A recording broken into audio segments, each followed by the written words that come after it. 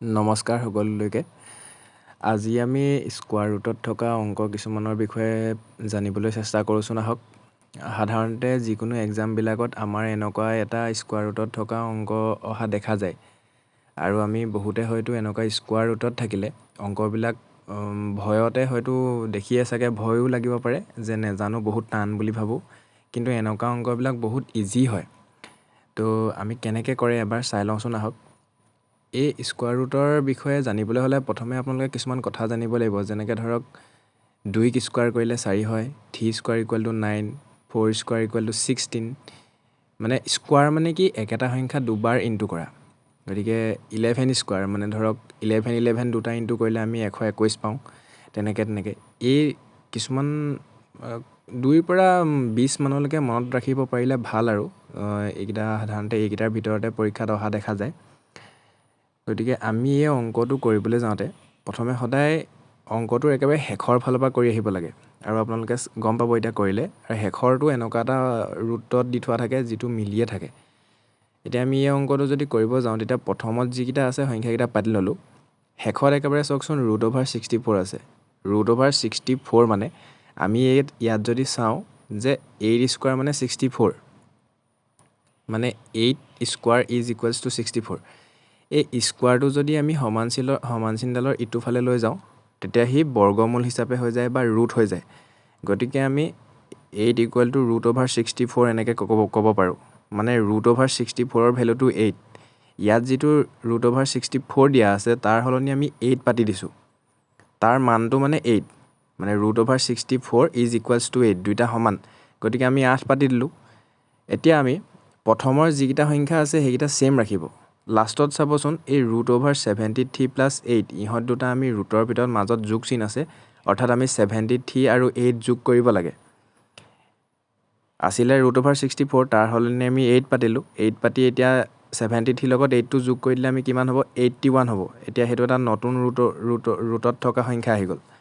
এতিয়া যদি আমি চাবলৈ যাওঁ, প্ৰথমৰ দুটা আকৌ ছেইম ৰাখিলোঁ, 3 প্লাছ √27 এনেকৈ ৰাখিলোঁ। এতিয়া 8টা যোগ কৰি আমি 81 পালোঁ। √81ৰ ভেলুটো আমি 9 স্কোৱাৰ বুলি জানো, মানে 9 square equal to 81। That means √81 is equal to 9। চ' আমি আগৰটো যেনেকৈ √64 ইকুৱেল টু 8 পাতিছিলোঁ, এতিয়া √81 ইকুৱেল টু 9 পাতিব পাৰিম। তো ইয়াৰ √81ৰ ভেলুটো সলনি আমি 9 পাতি দিলোঁ। এতিয়া আমি প্ৰথমৰ √3টো ছেইম ৰাখিম। তাৰপিছত দেখিলোঁ যে 27 আৰু 9 এইকেইটা যোগ কৰিব লাগে আমি এতিয়া। মই একেটা লাইনকে দুবাৰ পাতিছোঁ, সেইটো মাজৰ লাইনটো আপুনি স্কিপ মাৰিব পাৰে দেই, ভুলতে লিখি পালোঁ। প্ৰথমৰ 3টো 3য়ে থাকিব। তাৰপিছত এইটো √27 প্লাছ 9, এহেঁতত তাক যোগ কৰিলে আমি কিমান পাম? 36, √36, ৰুটডাল থাকি গৈছে। এতিয়া আকৌ আমি জানো যে √36 মানে অনলি 6 হয়, মানে 6 স্কোৱাৰ কৰিলে আমি 36 পাওঁ। গতিকে √36 ইকুৱেল টু কিমান ওলাব? 6 ওলাব। তো আমি এতিয়া সেই ৰুটত থকা 36টোৰ সলনি আমি 6 পাতিম। এতিয়া √3 প্লাছ 6 হৈ গ'ল। এতিয়া √3 প্লাছ 6 মানে 9। আকৌ যদি আমি চাবলৈ যাওঁ তেনেকৈ একেদৰে, এতিয়া √9ৰ ভেলুটো আমি 3 পাম। এতিয়া অংকটো আমাক দিছিলে যে √3 প্লাছ √27 প্লাছ √73 প্লাছ √64ৰ ভেলুটো কিমান? ফাইনেলি আমি পালোগৈ 3। গতিকে এইটো ইমান টান অংক নহয়, খালি আপোনালোকে সেই বৰ্গমূলৰ টেবুলখন পাৰিলে মনত ৰাখিব পাৰিলে ভাল হয়। তাৰ ভিতৰতে আহি থাকে অংকবিলাক। আকৌ আমি এতিয়া 2 নম্বৰ অংক এটা চাওঁচোন, এইটোনো কি কৈছে চাওঁ। ইয়াত দিছে √91 প্লাছ √70 প্লাছ √121। এতিয়া আমি এটা কথা জানো, এনেকুৱা অংকবিলাক সদায় শেষৰ পৰা কৰি ভাঙি আহিব লাগে। চ' √21 মানে 11 বুলি আমি জানো, মানে 11ক যদি স্কোৱাৰ কৰোঁ আমি 121 পাওঁ। এঘাং 121 হয়। গতিকে ৰুটটো ইফালে লৈ গ'লে √121 হ'ব। চ' √121ৰ ভেলুটো আমি 11 লিখিব পাৰোঁ। চ' 11 পাতি দিলোঁ ইয়াত।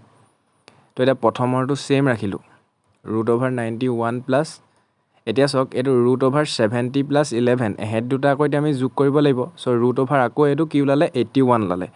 আমি অথনি অংকটোত কৈ আহিছোঁ যে √81ৰ ভেলুটো আমি 9 বুলি জানো। চ' 91 প্লাছ √/81 সলনি আমি 9 পাতি দিলোঁ। এতিয়া আমি √/91 প্লাছ 9 এহেঁতত তাক যোগ কৰিব লাগে, আমি কিমান পাম? 100 পাম। 91ৰ লগত 9 প্লাছ কৰিলোঁ 100। চ' এতিয়া √/100 মানে আকৌ 10, মানে 10 স্কুৱাৰ কৰিলে আমি কি পাওঁ? 100। চ' √/100 ইজ ইকুৱেলছ টু 10। ফাইনেলি অংকটো আমাক কি ওলালেগে? 10। চ' এনেকুৱা অংকবিলাক ইমান টান নহয়। আশা কৰোঁ আপোনালোকক এই ভিডিঅ'টোৰ জৰিয়তে বুজি পাইছে আৰু পাছলৈ আপোনাৰ সুবিধা হ'ব। ধন্যবাদ।